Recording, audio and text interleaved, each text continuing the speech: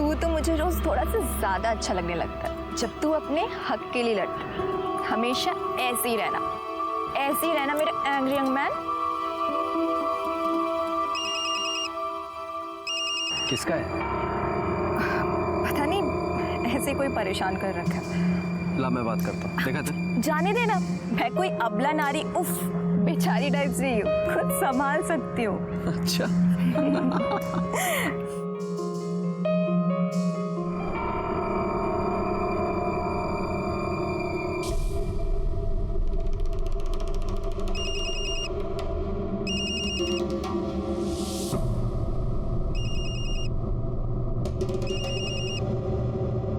क्या है, क्यों बार बार फोन कर रहे हो मुझे?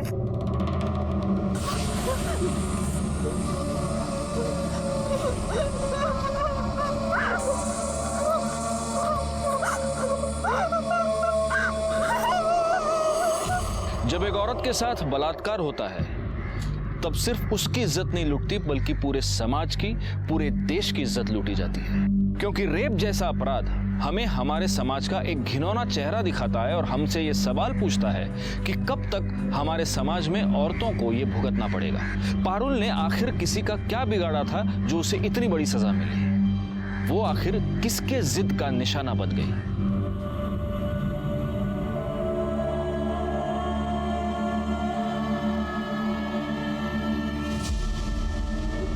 एकदम सही से काम करना। मेरी बेटी की सगाई है।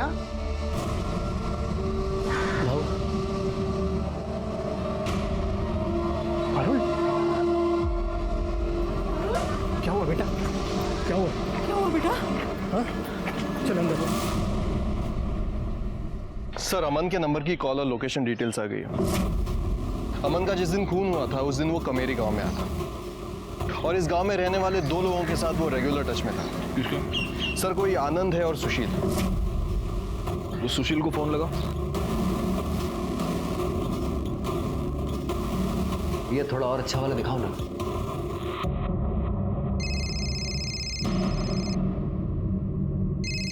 ये मोबाइल कंपनी वाले भी ना। काट दिया सर। वो दूसरा क्या? आनंद, उसको लगा।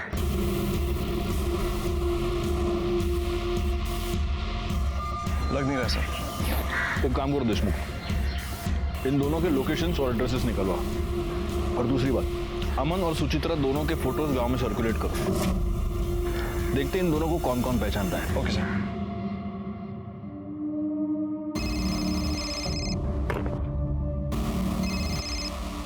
क्या हुआ रे? क्यों इतना फोन कर रहा है? भाऊ, पारुल का हालत बहुत खराब है भाऊ, लवकर ये। क्या?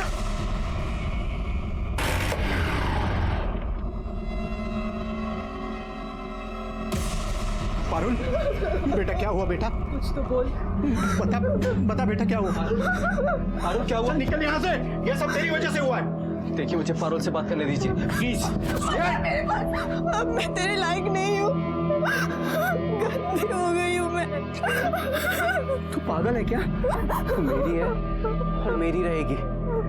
किसी घटिया आदमी के हाथ लगाने से तू गंदी नहीं हो जाएगी। जिसने भी तेरे साथ ये किया है ना, उसे सजा दिलवा कर रहेगी। ये सब कुछ उस केशव ने ही किया है। अच्छा, इतने यकीन के साथ तू वैसे कह सकता है? क्योंकि पारुल ने उसके मोबाइल की रिंगटोन सुनी थी। अरे पर वैसी रिंगटोन हजारों लोगों के पास होगी। वैसी रिंगटोन सिर्फ उस कुत्ते की ही है। ऐसा कैसा? मतलब तू किसी के भी खिलाफ कंप्लेंट करके उसकी जिंदगी खराब करेगा? अरे आप कंप्लेन लिखिए ना। अरे तू बात कैसे कर रहा है? अरे आप कैसी बात कर रहे हैं? मैं आपसे कह रहा हूँ कंप्लेन लिखिए तो कंप्लेन लिखिए ना। पर ऐसे ही किसी के खिलाफ। अरे देशमुख, क्या दिल? सर, ये ऐसे ही किसी के भी खिलाफ कंप्लेंट ऐसी कैसे? सर, मेरी मंगेतर सर, उस केशव ने इसके साथ रेप किया है और ये मेरी कंप्लेन नहीं लिख रहा है। आप मेरे केबिन में चलिए। सर, मी सुशील शिंदे आणि ही माझी होणारी बायको पारुल। सर, वो सरपंच के बेटे केशव ने इसके साथ रेप किया है सर। कब हुआ ये सब? एक घंटा हुआ। तो तुम ये कह रही हो कि तुमने उसका चेहरा नहीं देखा? नहीं सर, मैंने नहीं देखा। तो तुम इतने कॉन्फिडेंस के साथ ये कैसे कह सकती हो कि वो केशव ही था? सर उसका रिंगटोन, वैसा रिंगटोन उसका ही है, बच्चे के हंसने वाला। सर कुछ दिन पहले केशव ने मेरे साथ मारपीट की थी। मैंने देशमुख साहब के पास कंप्लेंट भी लिखवाई थी, लेकिन इन्होंने कोई एक्शन नहीं लिया। सर गलती इसी की है, जानता है घुड़चड़ी नहीं कर सकता फिर भी जबरदस्ती कर रही है। और इसलिए तुम बिना कोई एक्शन लिए चुपचाप बैठे रहे? सर मैं वहां गया था लेकिन वहां कोई नहीं था। उस केस की पूरी रिपोर्ट चाहिए मुझे, समझे? और पारुल, डोंट वरी, तुम्हारे साथ जिसने भी ये किया है उसे सजा जरूर मिलेगी। तुम अभी अपना स्टेटमेंट लिखवाओ। आणि पाटिल मैडम, स्टेटमेंट के बाद इनको मेडिकल के लिए ले जाओ। एक मिनट, सुशील, तुम्हारा पूरा नाम क्या बताया तुमने? सुशील शिंदे। सुशील शिंदे। तुम किसी अमन शिंदे को जानते हो सर, मेरे छोटे काका है। क्या हुआ सर? गायकवाड़, फोटो दिखाना।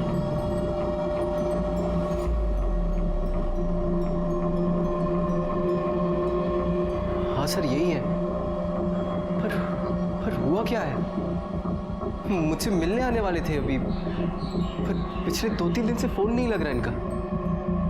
सुशील, बात यह है कि तुम्हारे काका और उनकी बीवी दोनों का किसी ने मर्डर कर।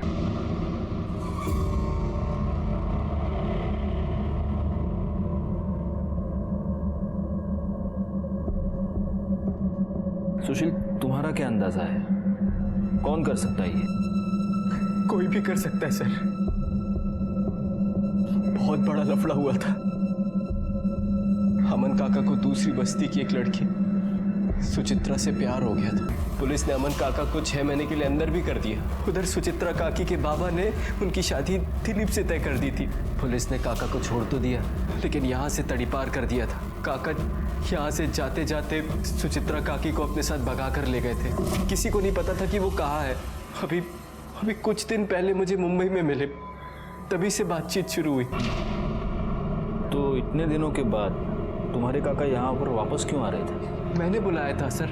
अरे तू शादी कर रहा है? बधाई हो हाँ। आप आएंगे ना काका? अरे मैं वहाँ कहाँ आऊँगा भाई, तेरे गांव वालों ने तो मुझे पहले ही निकाल दिया था। मेरा आशीर्वाद तेरे साथ है। हाँ सुन, सब अच्छा होगा। लग तो नहीं रहा। क्यों? मैं घुड़चढ़ी कर रहा हूँ। क्या घुड़चढ़ी? हाँ लेकिन वो सरपंच और उसका बेटा इसके खिलाफ है। लफड़ा तो होगा। तू चिंता मत कर। हाँ ये सरपंच और उसके बेटे को मैं देख लूंगा। मैं आ रहा हूँ उनसे बात करने के लिए। उसके बाद फिर मेरी काका से बात नहीं हुई थी। तुम दोनों मिले थे? नहीं सर। ठीक है सुशील, तुम जा सकते हो।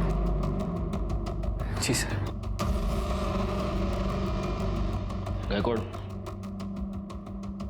हमें इस गजानन से मिलना पड़ेगा। और तुम देशमुख, हाँ सर। यहीं पर रुको और देखो उन दोनों के स्टेटमेंट ठीक से लिए है या नहीं। Yes sir.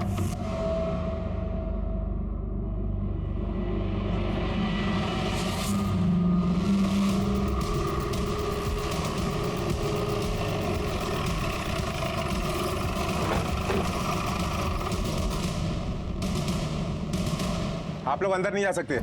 हाँ आप लोग अंदर नहीं जा सकते। हमें अंदर जाने दीजिए।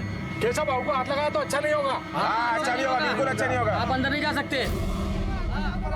गायकवाड़, इनको कैसे पता कि हम केशव के लिए आए? पुलिस स्टेशन वापस जाने के बाद देशमुख के कॉल रिकॉर्ड से बिल्कुल जाने नहीं देंगे अंदर। नहीं जाने देना है। देखो, वार्न कर रहा हूँ, हमको अंदर जाने दो वरना तुम्हारा उठना टाकू में।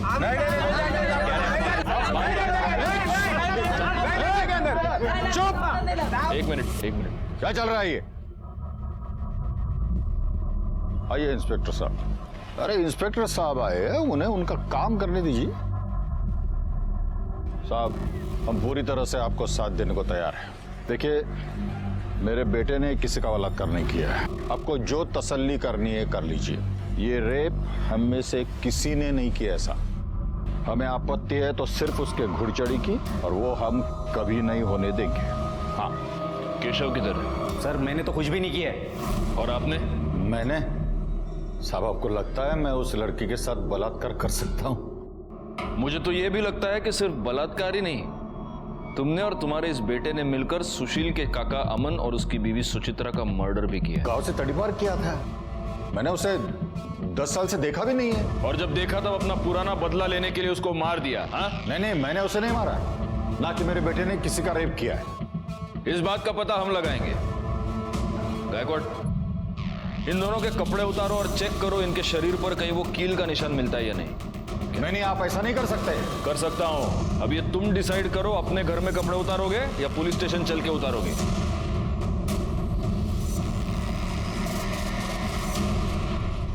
सर, बॉडी पे कोई इंजरी मार्क्स नहीं है। इकडे रे, नंबर सांग तुझा। 9 एक मिनिट गायकवाड़, डायल करो। 9833-24265। छोड़ूंगा नहीं मैं उसको। काळजी कर नकोस, सब ठीक हो जाए।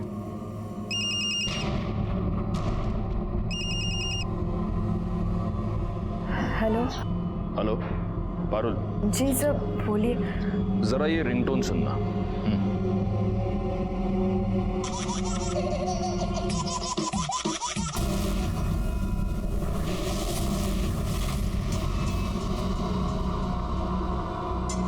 यही था? जी सर, यही आवाज है।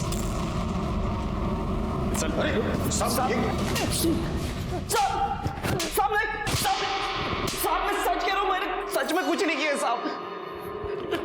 अगर तूने कुछ नहीं किया है तो तूने अपने बॉडीगार्ड्स क्यों बुला रखे थे? घर के बाहर लोगों को इकट्ठा क्यों करके रखा था? साहब वो तो मुझे देशमुख साहब ने मैसेज करके बताया था कि आप लोगों को मुझ पर शक हो गया है। मैंने सोचा आप बेकार में मुझे उठाओगे और मारोगे, इसीलिए। मार तो तुझे अभी भी पड़ेगी। गायकवाड़ पड़ा। साहब मैं सच कह रहा हूँ, मैंने सच में कुछ नहीं किया। मुझे तो लगता है उस लड़की का रेप हुआ ही नहीं है, वो तो बस मुझे फंसाने के लिए झूठ बोल रही है। उस लड़की की कुछ दिनों में शादी होने वाली है। ऐसी लड़की तुझे फंसाने के लिए अपने ऊपर इतनी बड़ी बदनामी लेगी? हाँ? साहब वो लोग किसी भी हद तक गिर सकते हैं। उस लड़के को वो घोड़ी चढ़ी करनी थी करके बस मुझे और पापा को अपने रास्ते से हटाने के लिए इतना गंदा इल्जाम लगाया हम लोग पे। आज सुबह से कहाँ था तू? घर पे। गायकवाड़, इसकी मोबाइल लोकेशन चेक करो और डीएनए टेस्ट करवाओ। और अगर डीएनए टेस्ट के बाद यह साबित हुआ कि तूने पारुल का रेप किया है तो मैं खुद तुझे इतना मारूंगा कि किसी लड़की को हाथ लगाना दूर, देखना भी भूल जाएगा तू। गायतोंडे सर, घेऊन जायला। Sir I am sorry. And you are suspended.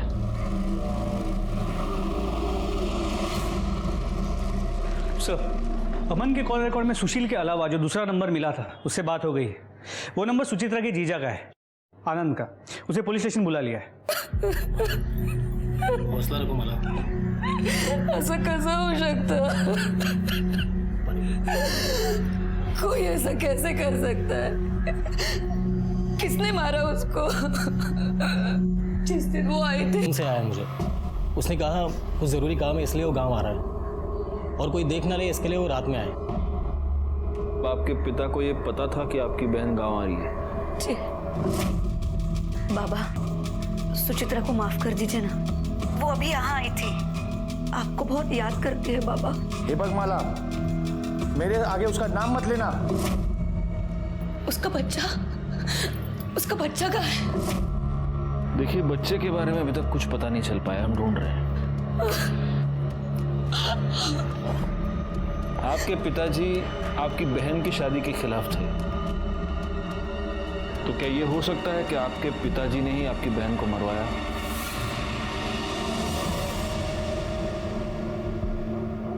दस साल पहले अमन को इस गांव से तड़ीपार कर दिया गया, लेकिन तड़ीपार होने से पहले अमन सुचित्रा को भगा कर ले गया। और सुचित्रा का बाप विनोद इस शादी से खुश नहीं था।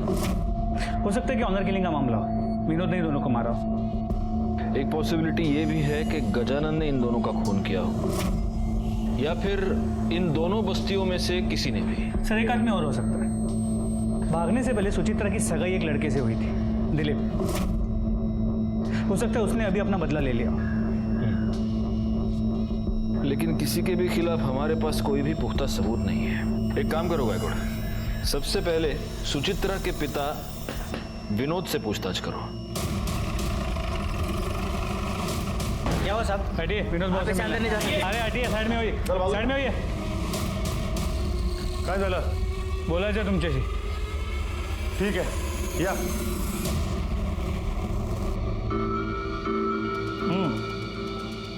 बोला। आप तो जानते ही होंगे सुचित्रा और अमन का मर्डर हो गया। इन लोग कौन है? सुचित्रा आपकी बेटी और अमन आपका दामाद। जिन लोगों को मैं जानता ही नहीं वो मेरी बेटी कैसी हुई? मुझे एक ही बेटी है और उसका नाम है माला।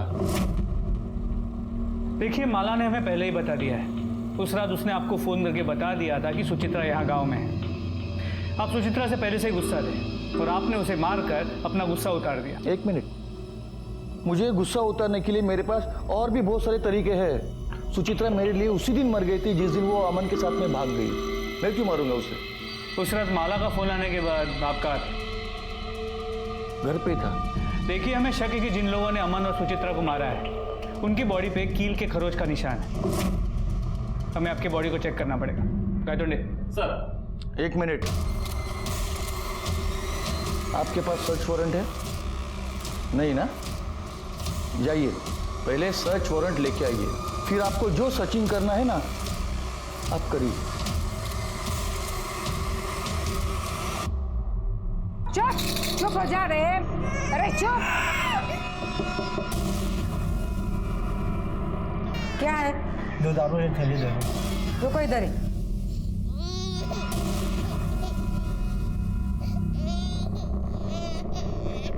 पता नहीं क्या खा के पैदा हुआ था, हर बार रोता रहता है। अरे चुप। ये लो पैसा दो। बच्चे की रोने की आवाज आ रही।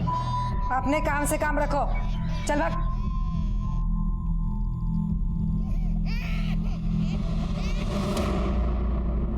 सर, मैं सुचित्रा के बाद विनोद से मिला। उसकी बातों से ऐसे लगा कि सुचित्रा से उसकी नाराजगी अब ऐसे कैसे मना कर दिया? कोर्ट से ऑर्डर निकलवा। सर, दिलीप आया। सुना है दिलीप कि तुम्हारी सुचित्रा के साथ शादी तय हुई थी। सर, का आप 10 साल पहले की बात कर रहे हो? सर, शादी होने वाली थी पर हुई नहीं। लड़की भाग गई सर। सर, मेरा इसमें कुछ भी लेना देना नहीं है। लेकिन हो सकता है कि इतने सालों के बाद सुचित्रा को गांव में देखकर तुम्हारे जख्म हरे हो गए हो और इसलिए तुमने उसका और उसके पति का। ठीक है, अभी तुम जा सकते हो। अगर जरूरत पड़ी तो वापस बुला लेंगे। Okay sir.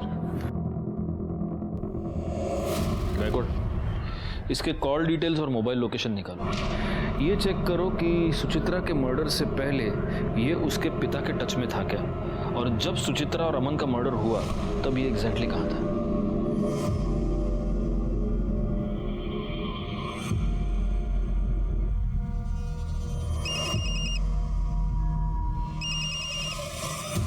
Hello hello Parul, बहुत बुरा हुआ रे तेरे साथ।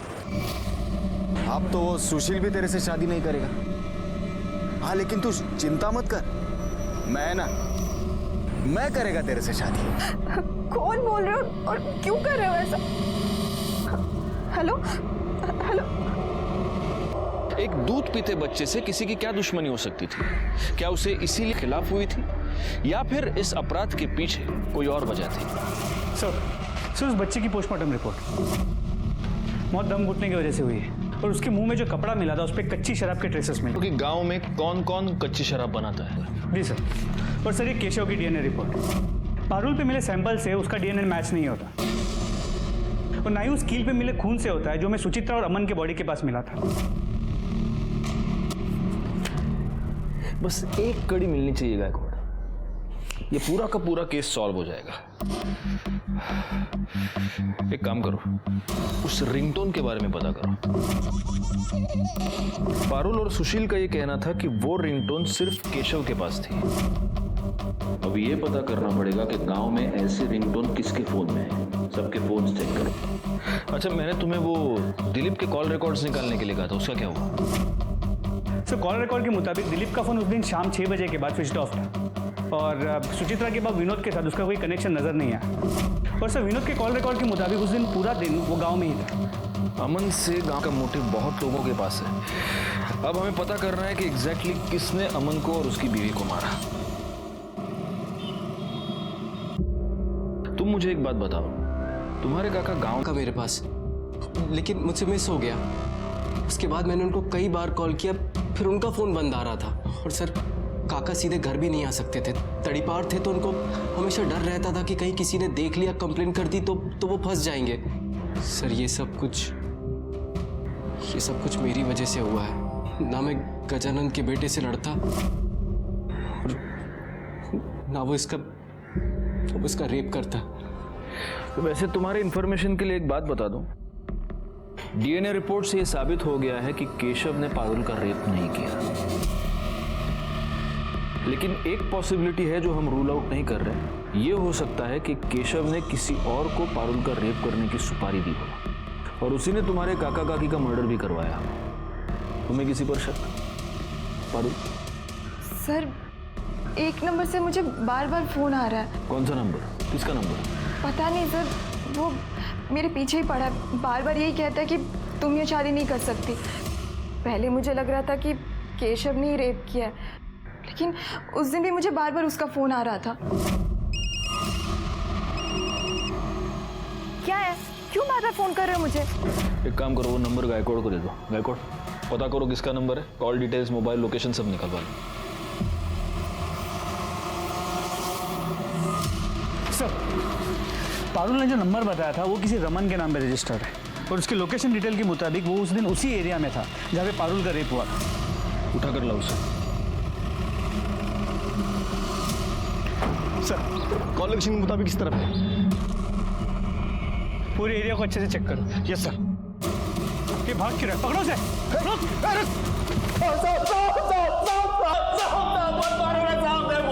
पारुल का रेप किया ना तूने?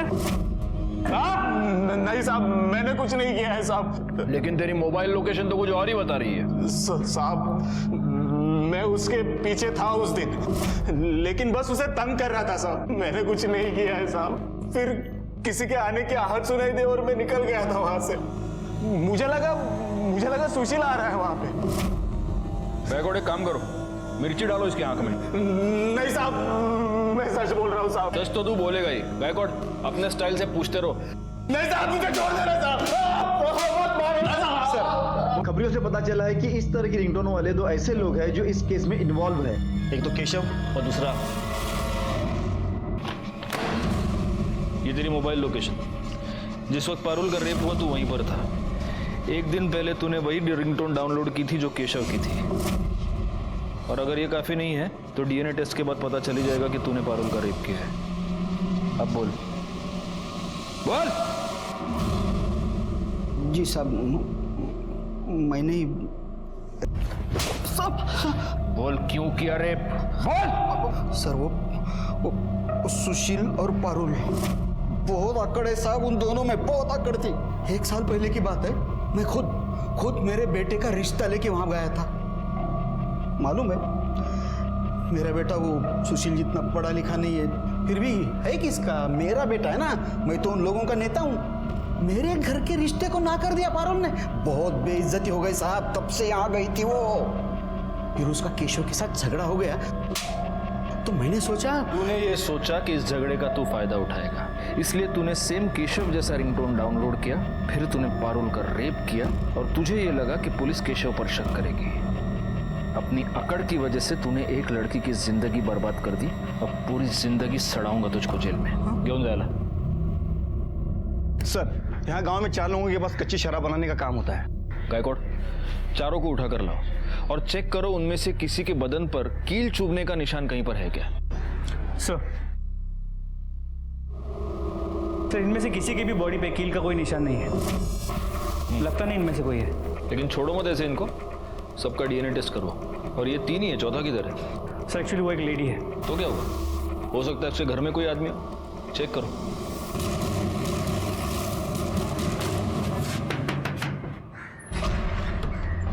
आपको हमारे साथ चलना होगा। क्यों? क्या किया क्या मैं? पाटिल मैडम, घेऊन चला ना। नहीं, मैंने कुछ नहीं किया है। मैं नहीं आऊंगी। छोड़ो मुझे, मैं नहीं आएगी। इनका शर्ट निकाल के जरा चेक करो। सर,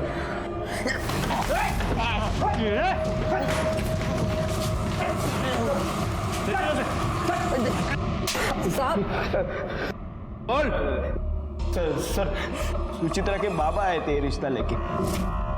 मुझे तो यकीन भी नहीं था कि मेरी शादी सुचित्रा जैसे लड़की के साथ हो सकती है सर।